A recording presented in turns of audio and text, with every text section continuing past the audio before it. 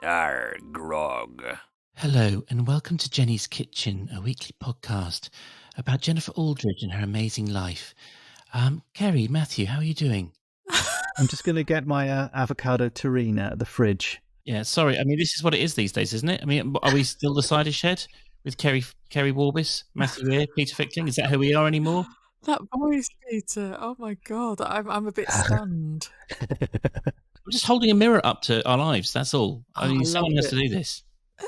I also thought, I hope, well, I don't know, was I the only person? You know, terrine is like inter, isn't it?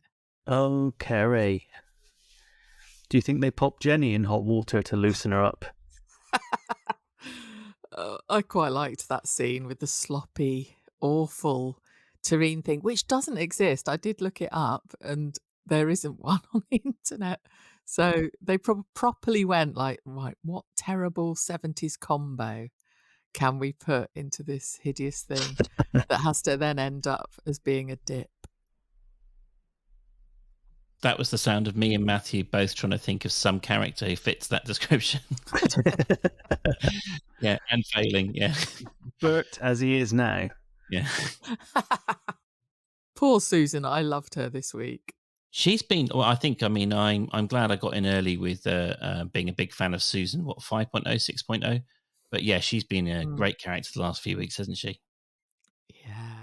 There you go, a bit of positivity after the. So am I being unfair to still be a bit bored of the whole Jenny Darling thing? I mean, let's put it this way: if every character needed 3 weeks to say goodbye to them, how many characters are there, and how many years of Archers would there need to be to cover all of the various deaths? Yeah, there was that bit where Lilian said to Tony, "How do you condense 70 years into 3 minutes?" I was like, "Please try and do it in less on Friday, if you can." Yeah, but then when they did, all that happened was her and Tony wittering on about themselves. Oh yes. I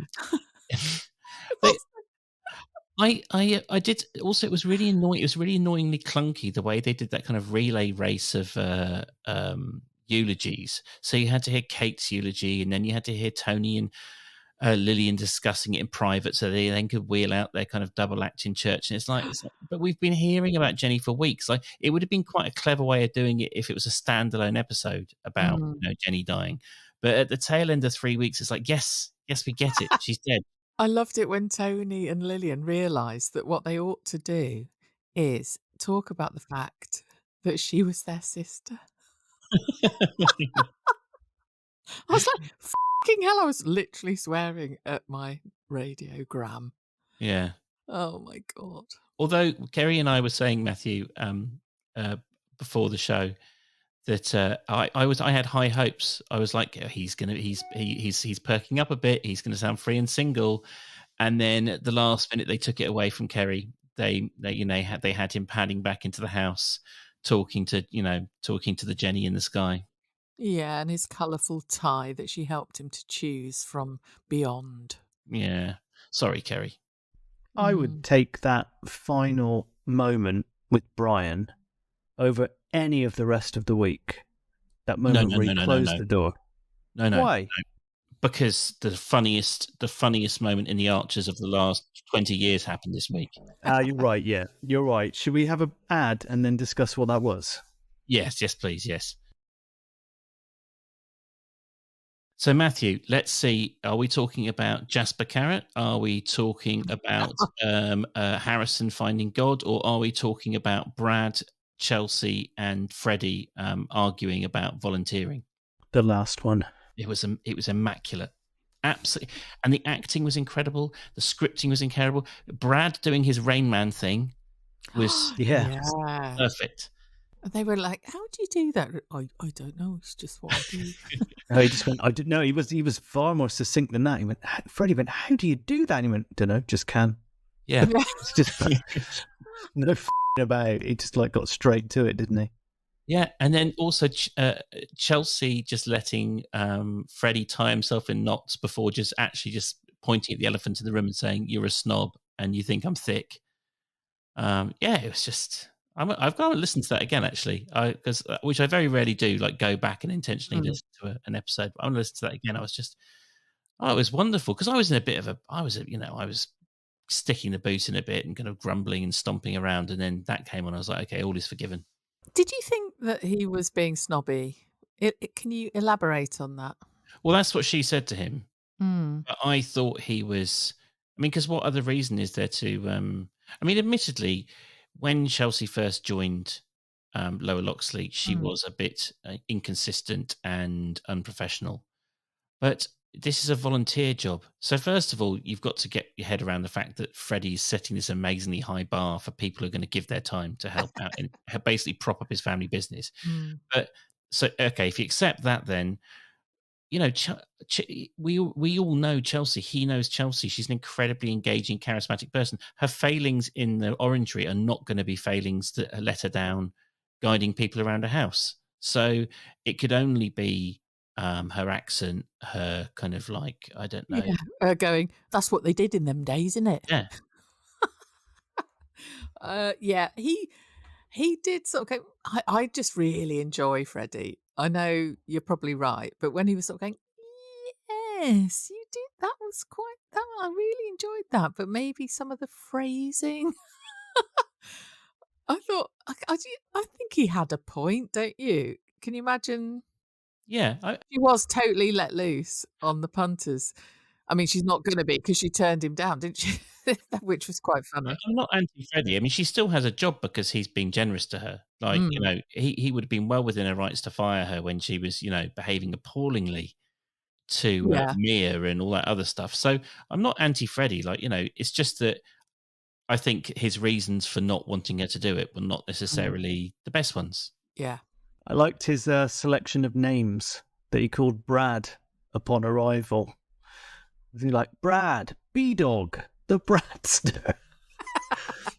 Keri or Peter, when you go out and there's no one else at home, do you lock up before you leave? Yeah.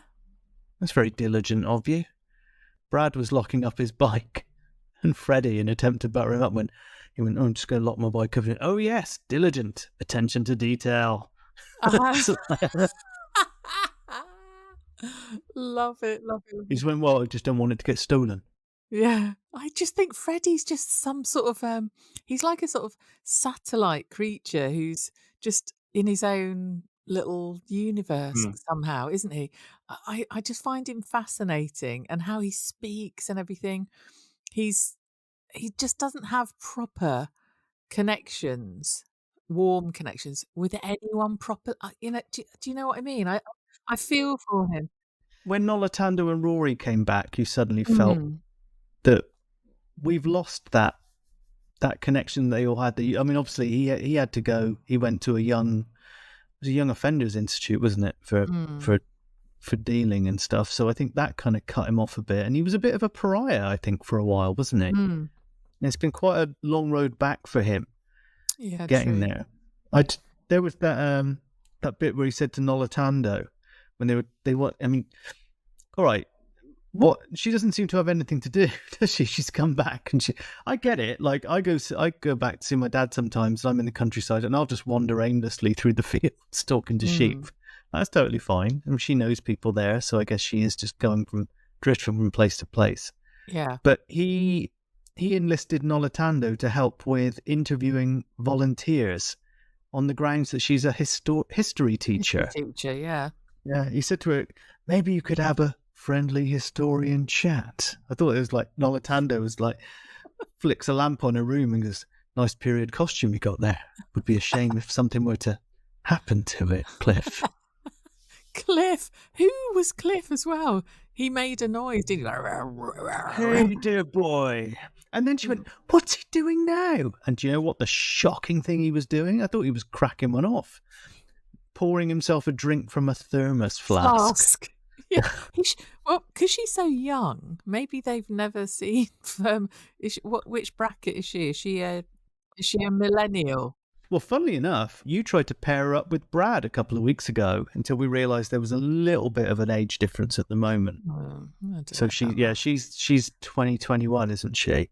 But someone pretended to be Cliff, didn't they? I thought it was maybe Justin or something. Yeah, I thought it might be Justin too. I wrote that in brackets. It's probably in sometimes they don't credit it, do they? So we wouldn't know. Should be Neil though, shouldn't it? It's got to be someone from the week's recording. Oh, cool. Yeah, true. Neil did play Linda's llama that time. Oh yeah. Well, in my mind, it was him. But he was great, wasn't he, with his love of history? And I did think he was going to get rejected. And what did you hear them say when he said about the gardens being laid out by Perspicacity Taylor? That was such a good joke about Capability Brown, I thought. Yeah. Excellent stuff. Yeah. Interesting that Harrison was kind of being slightly pushed by Alan into being a volunteer at Low-Loxley, because he feels like he wants to become a more relaxed and less diligent policeman. I was like, how much worse could Harrison be at solving crime? Like, it's got this image of the entire... We joked a few weeks ago that he would just say everything was a civil matter. Yes. You know, like loads of coke coming up the arm on a barge. He said he was giving up being a slave to work for Lent. Yeah, Ambridge is going to become like crime central, isn't it, if he becomes any more relaxed? We had whole slave networks running under his nose and he didn't realise. But I thought it might be good if he got the job, because it might be like Cold Case. He might just look at the roof and go, hang on, there's no way Nigel fell from here. They investigate. David's in the slammer by Christmas. Oh, now I could run with that one. But he was like going, oh, I just graft, I come home, fall asleep in front of the telly. It's like, yeah, that's what everyone does. Yeah, that's good work, mate. Yeah. Isn't Chelsea a little bit too young to have Heidi High-isms in her lexicon? Oh, what was that then? Well, she said morning campers, or is that just too general? Yeah. Well, she's probably picked it up from her mum, hasn't she, or something? No, that's true. And if Ruth Maddock becomes, immortal, not her name doesn't, but that phrase does, then I feel like that's appropriate. I feel like Windsor Davis should be more famous than he is. Future generations should be aware of Windsor Davis. It's a shame. Well, he's a meme, isn't he? He's a very popular meme. Is he? Is he? Or a GIF? Yeah. Windsor Davis. No, I'm not. I want you to be right. I'm going to type it in. Yeah, he is. Yeah, it's oh dear, what a shame. Never mind. When someone's like being very, very kind of overly upset about something. Unfortunately, it's kind of used by... That should have been the eulogy. Yeah. Windsor Davis, so I was trying to work out what age I was when I thought Jasper Carrott was hilarious. But I also used to think that Windsor Davis was absolutely hilarious. All my lovely boys, all that stuff. Did you not like him in Never the Twain with Donald Sinden? Yes, definitely. It Ain't Our Fault, Mum was great when you were young, naive, and sort of had no clue how actually offensive it was. Imagine a world where Donna Stell was a household name. I saw Heidi High in Christmas Panto at Bristol Hippodrome one year. This is like sort of, Alcoholics Anonymous. You stand up and go, my name's Matthew. Yeah. I saw Heidi High in Bristol. Yeah, the next year I saw Little and Large. I just couldn't stop. Harry, do you remember a couple of months ago, or maybe like 5 or 6 episodes ago, Matthew was worried about a joke landing because of age. It's like, this is our audience, Matthew. According to the statistics on the Acast, it's 8.5 jokes are absolutely Yeah, chef's kiss here. Yeah. Oh dear. But Chelsea, I liked the bit where she realised that volunteer work isn't paid. That was quite delicious, wasn't it? Yeah, Brad had the pleasure of telling her that. Didn't I thought he said, "Well, I thought you'd have guessed that the work was unpaid by Freddie's new job title." I always worry with people we've had on the show, so Ryan and Madeline, that when we pay them like enormous compliments down the line, it's going to sound kind of like ingratiating and kind of like oleaginous. There's no two ways about it. Like, Madeline has been absolutely incredible as Chelsea. Like, it's just and Brad as well. I thought was just amazing, and whoever plays Freddie, just the three of them were incredible, and in fact, most of the cast this week have just been superlative. And of course, Apart from Jasper Carrot. Hell, actually, yes, was he that bad? I didn't think he was that bad. Really, really bad. Was. I mean, all right. Before we go off topic and start shredding a carrot, I just want to say I didn't buy it that Chelsea is daft enough. All right, Matthew. To not know what perfectly toned, to say that line about I'm perfectly toned and everyone says I'm well fit. That's amazing. Yeah, but surely Chelsea has been told in school, like, I don't like your tone at some point. She's not that daft, is she? I think she was cracking the joke on purpose. She was talking about her body though, wasn't she? She sort of went, I'm perfectly toned, and everyone says I'm well fit. Yeah, Brad sniggered as if it's like she didn't understand, because it came on the coattails of her saying, you think I'm thick and common. And he was like, no. And then, I don't think you'd be the right fit or that have the right tone. And then she said that line, and then Brad kind of chuckled to himself. You spend more time with teenagers than we do. He's a teacher, by the way, for listeners who don't know. Yeah, thank you, Peter. He's not Andrew Tate. Wonderful. Well, I will happily defer to your expertise, but the way it sounded to me was like he was laughing along with her because she was zapping Freddie in the moment. Oh, I hope so. I really hope so. I mean, while you're praising Madeline here, I'll just say I had my earpods in. At one point she went at some point when she was and it like nearly burst my eardrum. I did love it when she just went, my work here is done, where she just rejected the role and said, I just wanted to prove it to myself that I could get it, and I've done that. Amazing. Yeah. That's absolutely amazing. The man of the manor falling for the lowly showgirl. Are we reading something into that? Yes. That is Freddie and Chelsea. It is, isn't it? I hope so. I really want it to be the case because we're starting to get a bit of a moonlighting thing going on, aren't we? Like, with Bruce and... Yeah. Do you ever remember that episode of Moonlighting where they went into a period drama Taming of the Shrew story? It's one very good episode where it goes into this complete fantasy. I think one of them is having a dream, and it's Taming of the Shrew. I've never seen Moonlighting. They did that with Northern Exposure, though. They did the same thing with Northern Exposure. So they gave you the ability to see the romance happen without it happening. Yeah, the main takeaway I remember from that as a kid was that Bruce Willis's horse, at one point he's on horseback and his horse has sunglasses on. Massively. Apparently the guy that made Moonlighting has been going nuts on Twitter in the last year saying that it's coming out on like Blu-ray and DVD with loads of extras, and everyone's getting very excited. Oh, I thought you were doing a Brad there, like his 9 months, 16 days, 2 months, 12 days. How do you do that, Keri? I just do it. Yeah, your memory is amazing. Just for useless stuff, to be honest. Well, we can't mention what my useless memory was doing before the show. Absolutely. Keri and I were having possibly the most disgusting conversation I've had with another adult in years. Aren't we, Keri?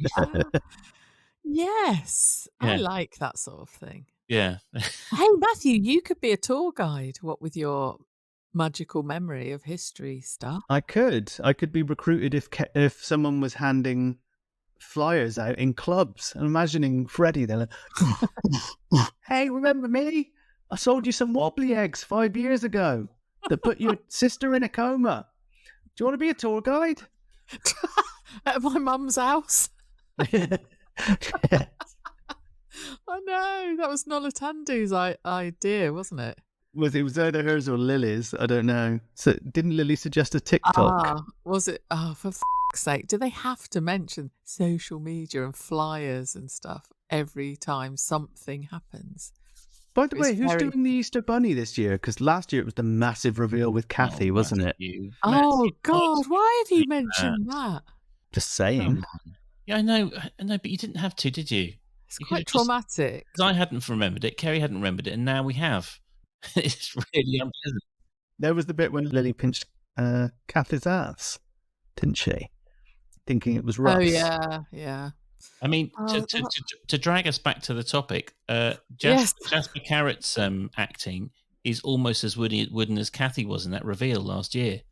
Oh, that was bad, wasn't it? It was really bad. Yeah, it's stuck in my memory. You know, it's sticking in Matthew's memory wouldn't be such a big deal, but sticking in mine, it must have been pretty bloody terrible. Yeah, I mean, I did ask on Twitter, naively, but I sort of went, has Jasper Carrot ever done acting before? I was curious. I didn't know whether he had. And then people were talking about this police He did the thing that Detectives with Robert Powell, didn't he?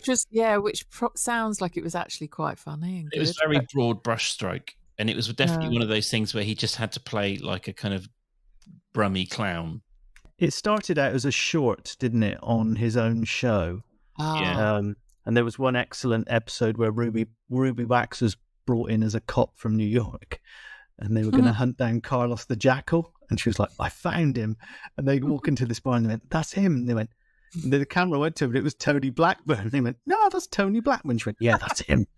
And she pulled out a gun, and Tony Blackburn just pulled out this Uzi, and he was Carlos the Jackal. This was prior to Carlos the Jackal being This caught, by sounds the way. amazing. Yeah. I want to watch that. God. Saying he has acted, he was just sort of... He's playing Jasper Carrot. Oh, did you see as well? Someone posted on Twitter, which I haven't replied to yet. I've just remembered. Because a lot of people were saying when he first appeared, Jasper Carrot, being grumpy, cantankerous man, that he sounded really like Vince Casey. Yes, a lot of people said that, didn't they? Yeah, and then there's this article in the, I don't want to say it, but that revolting newspaper, the Daily Mail, because someone shared it onto our timeline, that it was called out as being borderline racist because people were confusing two people with Brummy accents as being the same person. Oh, f*** off. Which is totally ridiculous, obviously. Well, Matthew and I get mistaken for each other all the time, and we don't call that bumpkinist just because we're from the West Country. But he did sound like him, didn't he? That people are allowed to be said that they sound like the same age range of person from the same area. Well, one common complaint I notice on the tweet-along is that people cannot differentiate between Rory, Ben, Josh, Freddie, more recently Paul, which I think is staggering. Freddie? If you can't tell when Paul's on mic, Jesus Christ. To misquote Russell Crowe, they've got tin ears, mate. Well, have you ever seen that? No. Russell Crowe being interviewed by Mark Lawson, and Russell Crowe when he was playing Robin Hood, and Mark Lawson's like, so it's interesting your choice of a kind of half Irish, half kind of Canadian accent. Why did you do that? And Russell Crowe's like, you got tin ears, mate. Oh, I love him. Yeah. Oh, yeah. Do you think, because obviously Jasper Carrot person, Bill Sykes, strange name that, isn't it? He knows Phil, or knew Phil, didn't he? Right. So what is this all leading to, if anything? Or is it just someone that Ben's going to strike up a nice relationship with in the Laurels, or, Sorry, guy, the cops have finally caught up with me. What have you done this week? Yeah. They decriminalised drugs, but they criminalised puns in Portugal. Matthew's constantly on the run. Yes. Yes. Oh, the pun police. Portuguese pun police. Of which there aren't many. Bunch of miserable bastards. Do you think Jasper is around for a while? Does anyone know this? I think he's literally just a pop in, pop and out. Yeah. Do you think he's done his job then, or do you think that he's a portal to the past, like Keri's worrying? I don't think so. I think that's it. I think it's he showed up. By the way, Lee really hates his car, doesn't he? He was just like, at one point he was like, "Oh, I can't wait to go electric," in support of the charging station. And then when Helen was talking about the trip to San Francisco, and that ticket cost more than my car, I was like, "All right, Lee, just get rid of it, mate. If it's that bad." But it's the car he hasn't got, isn't it? Because he wanted an electric one. He said, when I've saved up, I want one. Well, he's moaning about the car that he's the banger that he's driving around at the moment, whatever that is. What do you think? Is it a Capri? No, a Capri is like a lot of money, isn't it? One of the old Capris. Can I permission to be a pedant again? Is that all right? Yeah. Well, I've off air. I've been a lot more angry and pedantic about it, but this whole San Francisco thing's driving me potty. You can get cheap flights to Oakland. It just irritates me they don't just spend 5 minutes researching this stuff, because I know so much about that city and that part of the world. Each one of these scenes where they're worrying about, visiting, not visiting, what goes on over there, what doesn't go on over there. There's 101 subtle little mistakes. I know everyone's got these things in the Archers. Like, imagine listening to the Archers as a farmer. I mean, you must go absolutely mad. Are you saying you don't have to cash in an ISA to go to America? Oh, that's why I've never been. No, I have been. I went once. Yeah. How many ISAs did you cash in though, Keri? None. I went up the top of the Twin Towers though. But Yeah, me too. Yeah. The year before, actually. Oh. So you didn't need specialist knowledge to spot that was absolute bollocks. Well, I've got no idea these days how much it is. Not that much. If it's a bit like flying to Euro Disney or flying to Paris. If you want to get there cheap, you can anyway. It was really funny as well how when she went, tickets for all us and the boys, and Lee sort of went, I really love you, Helen, as if he'd never said it before. He said it with such gusto because she was paying to go to America. Yeah, funny that, isn't it? Yeah. Oh, suddenly he's getting all amorous. I might record my rant about when in advance of them doing their trip to America, just so I can have a week off, because I can pretty much predict everything they'll say about going to San Francisco, their holiday there. I'll see if I could record it sort of without having to, and then just see if I get everything right. Yeah, you could do a bingo card, couldn't you? Yeah, of what they're going to mention. While we're on the topic of loosely on the topic of the charging station. Oh, yeah. Keri Davis pretty much dropped a bomb in reply to a Cider Shed tweet telling us a spoiler, didn't he, this week? Did you see that? I did not. Was it when you did the Twitters? Yeah, you had said something about the charging station, and you said, why would it be an issue? And he replied, because it'll have a shop and a cafe. And then about 2 hours... We didn't bloody know that, did we? Yeah. About 2 hours later, it was on the show. So he actually dropped it early in reply to one of our tweets. Okay. To which I replied as if to say, like, it's almost like you have a sixth sense for these things. Oh, brilliant. No, I'd missed all of that. I was in a sort of plum sake haze. It's possible that I think he'd forgotten which episode had gone out when. Yeah, love that. Love that. Plum Sake Haze sounds like your daring kind of your sort of awkward second album, Keri. Yeah, with Jimi Hendrix. Yeah, I just envisaged at first that this electric charging station was just like one bit of wire for a car. Now all of a sudden it's 20 places, isn't it? And then a shop and a cafe and some parking spaces, and all local businesses will be wiped out the moment it arrives. And who has got an electric vehicle nearby? Well, we all know, don't we? Adil. Yeah. But I think it's Justin, and that the whole thing in the village shop has been market research. Oh, is he sort of going, would you like some tissue? Have you got an electric vehicle that you need to polish with this box of tissues? Do you not think? It's just total Justin, isn't it? What market research has he been doing then? What do you think he's been? Garibaldi's. Well, anyone who buys Garibaldi's got an electric vehicle. I don't know. I think part of the reason he was in the village shop was to just get a sense of what people buy. He'll probably start volunteering in the tea room next. That's a very, very, very good call, because he did then immediately just drop the whole thing, didn't he? Like Yeah. Okay. I think this is one of Matthew's good predictions. And building up for some wonderful tension between him and Susan. Like, I trusted you. This kind of thing. until Susan finds out there's a managerial position at this new. Yeah. Chelsea was quite excited about the prospect of getting a job there, wasn't she? What do you mean? This will create loads more jobs for the community, will it? Yeah, and it's environmentally friendly. I like the way sounds awful. Yeah. Susan went, lights on day at night, and Helen went, that doesn't sound very green. And Susan went, it's no laughing matter, Helen. She went, oh, sorry. What about your lovely Fallon with her cafe? Tea room. Yeah, who knows? Maybe Fallon can take over Spiritual Home. I thought Brian had put the kibosh on that. I thought Brian had sort of convinced Kate that she was going to keep it. I will admit that I was sort of making some food for the family when that bit was happening. So I wasn't giving the best bit was when he said, when Kate said to Brian, I didn't think you were into touchy-feely stuff. It's like everyone was like, of course he's into touchy-feely stuff. Just not to be mentioned on the day of his wife's funeral.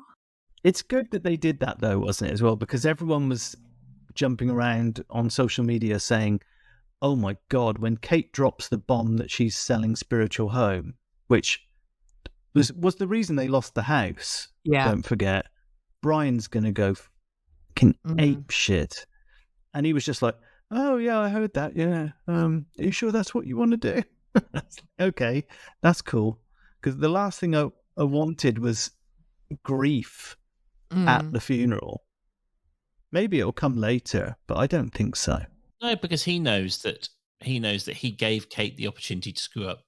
Kate didn't create the bigger problem. She just, she was the cherry on the cake, wasn't she? She didn't actually create the problem. If he hadn't poisoned his entire farm community. Talking of poisoning people, I mean, I think it would be I thought it would have been quite a good idea to just empty the freezer of all of Jenny's specialities and serve them all up at the funeral. Just get it out of the way. Because that's probably prime market to chow down on that stuff. Because, I don't know, like I have people over for dinner occasionally. Like if someone's tucking into a moussaka, like, who made this? And you're like, a dead person. It does not put the guests at ease at all. You just clear the freezer and get it gone. No, maybe Brian wants to be chowing down on some frozen Jennifer. There's a bigger problem. It's Jenny Darling has been hiding all Adam's victims for years. Hundreds of Romanian boys who've gone missing after working on the farm. All hidden in Jenny's chest freezer. Amazing. Oh, God. Yeah. It's as probable as any of the other plots on the show. So someone on Twitter did say they thought that Brian had kept Jennifer somehow. And I was like, what, nestled in the freezer amongst the shepherd's pie? I was muted, but I just spat a glass of water all over the desk then, Keri. Oh, yes. See, you can have fun when someone's died in the Arches, can't you? Yeah, yeah, exactly. My friends were all very morose once going to a relative's funeral, and they were walking down towards the church, and no one was kind of like speaking, and everyone's very sad. And they looked over, and adjacent to the graveyard was a horse with a massive erection. And everyone just started pissing themselves laughing, and just set the tone, really. It's so base, isn't it? I did think the funeral was quite shit, actually, this episode. I thought that it would be, we'd hear some lovely music. We'd hear something about Jennifer, not about Tony and Lilian. It sounded like Dross were playing at the funeral to me. The centipede didn't even appear, did it? No. Keri, like Ghanaians, some Ghanaians have very decorated coffins. What would you want yours to be? A big lamb chop. It's a big lamb chop. You'll be inside it. Look, Keri, if I have any say, and I don't think I will, but if I do, and assuming you predecease me, I will move heaven and earth to make sure you're in a giant. The thing is, though, actually, what I'd like is just a cardboard one that doesn't cost any money at all, because I think it's absolutely ridiculous. Well, what about if I make you one myself, and it's a biodegradable lamb chop? Yeah, paint my cardboard coffin. Yeah, as if it's a lamb chop. Peter's going to bury you in a massive donut. Yeah. Whilst I'm alive. Don't put a donut on it. I don't like sweet stuff. No, Keri, I'll put a little bell in your hand so that as we're lowering the lamb chop into the ground, if you are still alive, you can give a little ring. Okay. There's an innocent child by the graveside. The lamb chop's ringing. The lamb chop's ringing. Oh dear. Yes. Good. Yeah. Lamb chop coffin. Thank Okay. you. All right. Deal. What did we think? The bit where Kate was talking to Alan, where she was going, I just don't quickly. Sorry, Matthew. think- You're being buried in a dead seagull. That's fine. So anyway, I'm totally happy with that. And what about Peter? What are we burying Peter in? The Um, poncho. Yes, for sure. A what? Poncho. Yeah, I'll take that. Why not? It's got nothing to do with me, but you know. You had a poncho. Oh, that was me being thick. But how? I thought you were going for that. Great. Do you remember England fans used to, when they went to Mexico, they all wore those big silly sombrero. That's it. You can have one of them as well if you want. Okay, yeah, I'll go full Mexican. I mean, you know, it's about as interesting as I'm ever going to be. So yeah. Sorry, Matthew. What were you saying? I was talking about the archers. Is that all right? Well, for God's sake, Matthew, don't bring everything down all the time. No, just the bit where Kate was talking to Alan, where she was like, I just don't think I can do it. And he was like, I know we've had our problems. And she went, oh, this window, it just seems so trivial now. And I was like, a listening nation is like, now? It felt bloody trivial at the time. What are you talking about? Yeah, I just had this vision that Alan sat in front of the laptop and he's just scrolling, looking at motorcycles. And Kate's there pouring her heart out. He's just like, oh yeah, well, we must do the best for your mother. She was a Harley Davidson. That's cheap. But I bet you it won't be bloody trivial in about a week. She'll be sort of back banging that drum, won't she? This is them getting the bloody window, isn't it? As far as I can see, I think. God, really? This is the window of opportunity. Pardon the terrible pun. Who's going to be in the window now then? Jennifer Jenny. with a tagine lid on her head. Yeah. Who else? There's kicking Nova and Seren. Yeah, Nova and Seren. No. They can't do the window thing, surely. But it would make sense though that because I think Alan's disgust was that it was so kind of nakedly celebrating the family, but Jenny's a kind of big enough figure in the village that he could probably get his head around celebrating her or something, you know? Like, but where does that end though? How many windows, and why is she better than anyone else? I don't like it. No, nor do I. But I'm just seeing how it could play out. How chucking Jenny into the mix could actually soften Alan up. No. I think it would be bad if that happens. This is the same as the Freddie thing earlier on, Keri. I'm not saying what I want to happen. Yeah. Pete, I mean, you thinking it's bad doesn't mean it isn't going to happen, Keri. Yeah. I really wanted Adam. I really wanted Adam to do the eulogy. Oh, just God. just for log potential. Oh, but do it like the son from The Thick of It, Mother, standing in the doorway. Matt Berry. Yeah, exactly, Matt Berry. I love him. But there were so many people absent, weren't there? Like someone put on Twitter again, like Peggy and Debbie were obviously deep in conversation in some sort of far away room in this funeral. Rory went off for a walk.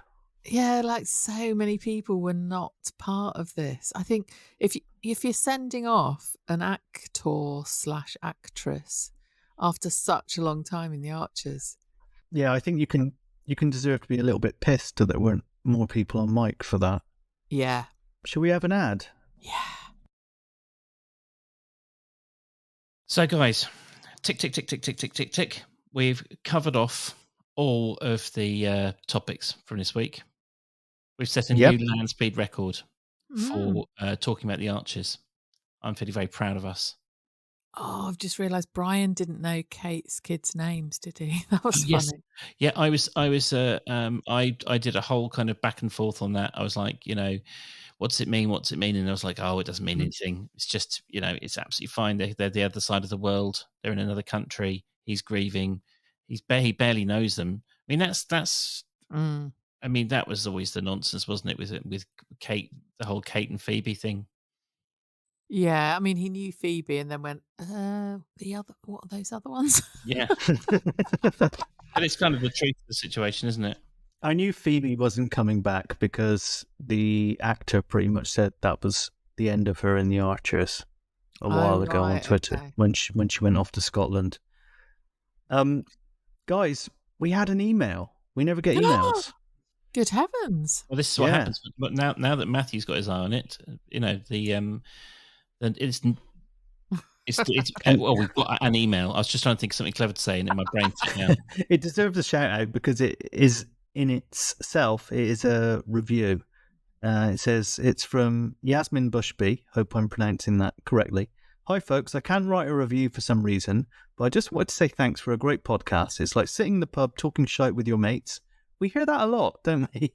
Yes. That observation, which is exactly what I need for this weird Archers obsession I have. Loving the Archers is not exactly something you can bring up at a dinner party in case you want to be made fun of. Absolute cracker of a podcast, and you fill my weekend Archers void when there isn't a new episode. Random aside, thank you for your disdain of Helen. She shits me, and I love that she shits you guys too. Cheers, Yasmin. Smiley face, Melbourne, Australia. Yeah, she does. Well, I mean, I did reply and say, like, I'm more familiar with the Western Australianism. She gives me the shits, which isn't she's fed me some dodgy Borsetshire Blue. It's like she annoys me. Yeah, thanks Yasmin for that. I know some people have trouble leaving a review, so that was lovely. Thank you. Oh, that's a good one. Yeah, whatever Helen is, it's shit. And Keri, if people want to tell us that we're like a bunch of sozzle wankers in a pub on Twitter, come to @thecidershed pod on Twitter. And I must apologise, last week I forgot to read out 2 new reviews, so thank you Richard2112 for your review, which was love this podcast, the wit, the smut, the camaraderie. I don't know about that off mic. Anyway, and then the casters, and then in brackets, is that the right word? I quite like that. The casters love the show deeply, and that shines through in their cheery, good-natured banter. And Miss Withers wrote, "There's nothing I love more than listening to the spoonful of sugar that can help a sometimes very bitter medicine of the Archers go down." That review actually was featured on our Instagram, which you remember last week I told us we just cracked 700. Aye. We're at 749 now. Oh my God. Yeah, I just want to say as well, thank you to new Patreons, Liam Rayner and Louise Lombard. Yes, thank you very much. Joined up. Yeah, that's a massive help to us. We really, really appreciate that. We also have a Facebook group called The Cider Shed Podcast. What goes on there, Matthew? Lots of nonsense. Is it happy nonsense? Yeah, it is happy because we I would say we run a tight ship. We don't. We just don't seem to have tossers on there, which is great. Lovely. Great stuff. But there were lots of people that were lots of new members this week, and a bit of an exodus over from the official Archers page, which has stopped posting. And lots of people posting photos of Yogi. Well, Liam posted a photo of Yogi Bear with an Uzi in relation to Cocaine Bear, which only got 1 star in The Guardian, which I'm totally ignoring. Yeah. Okay. Was that Pete? What's his name? The reviewer? Yeah. Oh, I don't know. Isn't that the fellow of Caitlin Moran? I'd say to give Cocaine Bear 1 star is to show that you have missed the point. It can't. It's impossible to have 1 star because it's the whole point of it is it's supposed to be nonsensical, right? But anyway, I'm determined to like it. Yeah, me too. 100%. I mean, I watched Ghost Rider when I was really, really stoned and thought it was the best movie with Nicolas Cage and thought it was the best movie I've ever seen. And on reflection, it's probably not, but it was that evening. Hey, football action. Anything? Oh, not much to report. I had a very high score this week, but it didn't really budge me up the table. Teams have to be in by 11 o'clock tomorrow. That's no use to anyone that's listening because we don't go out until Saturday afternoon. No, Keri, do you want to know where you are? Just very quickly. Terry Wigan's still leading. Warbish Dream Team is down to 12th. You keep going up and down. Oh, soz. I'm down to 18th. Relegate the Archers by Peter Fickling, still glued to the bottom of the table at 24th. Thank you very much. But at one point, Keri, you had more outfield players injured than Peter this week. Oh. Have a word with your offspring. Oh God! I will. I'll speak to Max. Max is going to get the switch again. Yeah. You're going to give him the dreaded vote of confidence, Keri. I'm transferring him out of this house. Brighton play West Ham this weekend, so Peter, we might fall out. Another Cidership derby. And Leeds play Chelsea, I think. They do. Yeah, at Stamford Bridge. Probably Graham Potter's last game. Who to support in that game? Oh God, I'd say one to work out, isn't it? Because Leeds are so likable, aren't they? Yes. In this context, absolutely. Yeah. Yeah. Okay. Anyway, enough about that. It's my birthday on Sunday. Oh yes. I'm sure you've got lots of surprises planned. Well, I'm looking forward to next week because normally your children do a very good job of spoiling you on your birthday. Yes. I think last year, if I remember, there was a breakfast in bed from Mimi, wasn't there? And a load of cider shed related stuff as well, wasn't there? That's right. I don't know if it was breakfast in bed, but yeah, I did get cider shed related. Yeah, I'm excited. You have a lovely birthday, Keri. Thank you. Matthew, best of luck against Leeds on the weekend. You almost sounded like you didn't mean that, Pia. Yeah, I managed to find a new and really unpleasant level of sarcasm I'd never found before. All right. Love you both. Bye. See you next week. See you, everyone. Bye.